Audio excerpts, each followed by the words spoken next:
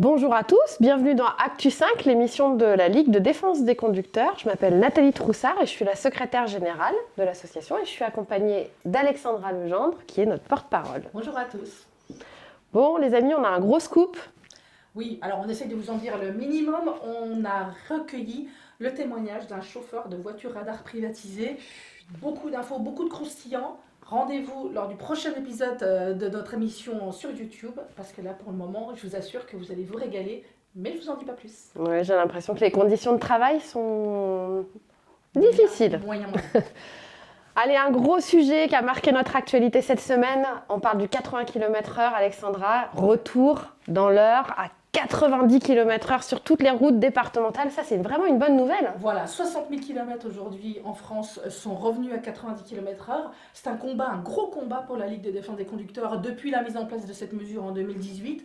On voit bien que les présidents de conseils départementaux, petit à petit, conviennent, tout comme nous, que cette mesure, elle sert à rien.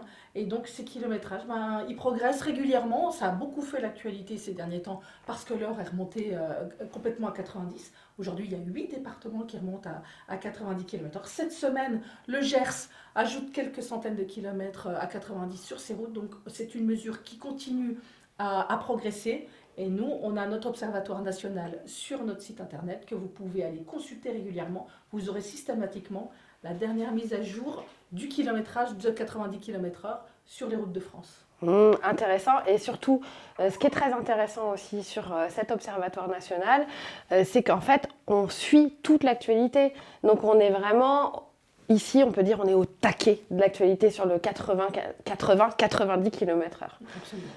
Alors on vous retrouve maintenant avec la question des municipales. Elles arrivent très très vite et du coup avec Alexandra on s'est dit qu'on allait créer une boîte à outils. Une boîte à outils qui va vous permettre en fait de savoir si vous êtes pour ou contre votre candidat. Il y a des sujets sur lesquels on est un peu irrité ou irritable. On pense aux ralentisseurs illégaux, c'est le premier sujet qu'on va aborder et on a enfin publié notre deuxième étude, la deuxième version de l'étude sur les ralentisseurs illégaux.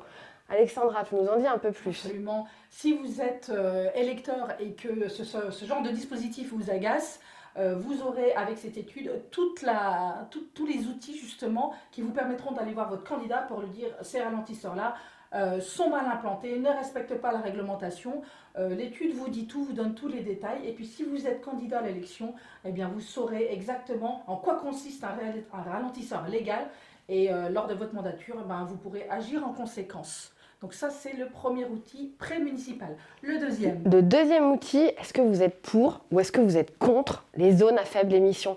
On en parle encore. Les villes, aujourd'hui encore, doivent se positionner.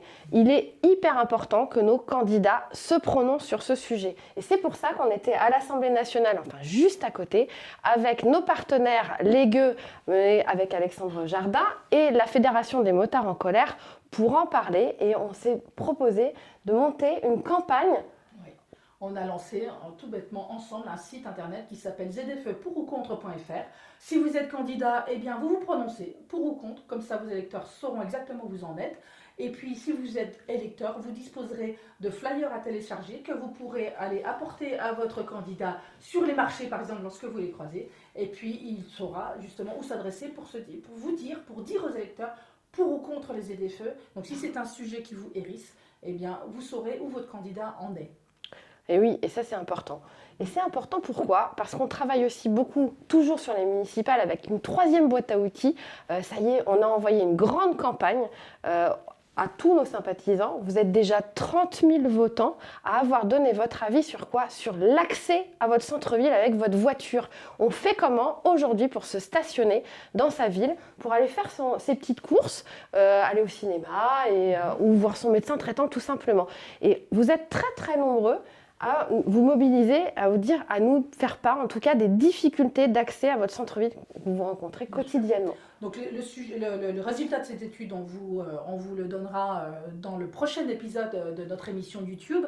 Mais ce qu'on peut déjà vous dire, c'est que sur les 30 000 votants, vous êtes 94% à renoncer à voter pour un candidat ouvertement anti-voiture. Ça vous donne le ton un petit peu de ce questionnaire. Vous pouvez toujours d'ailleurs y participer sur notre site. N'hésitez pas, plus on a de répondants, plus notre étude aura du poids. Mais 30 000 répondants déjà, c'est énorme.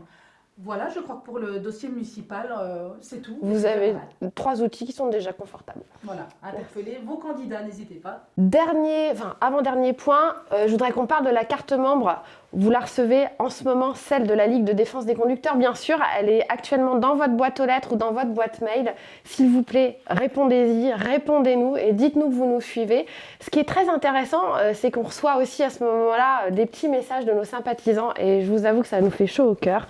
J'en ai un de notre ami Michel qui nous écrit « Chers amis, je suis toujours aussi fière de posséder votre carte membre.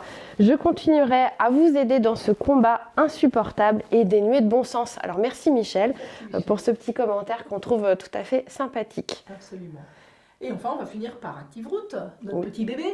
Exactement, ActiveRoute arrive enfin sur les plateformes de téléchargement. C'est le moment, vous allez pouvoir télécharger l'application dès cette semaine directement en ligne sur les plateformes.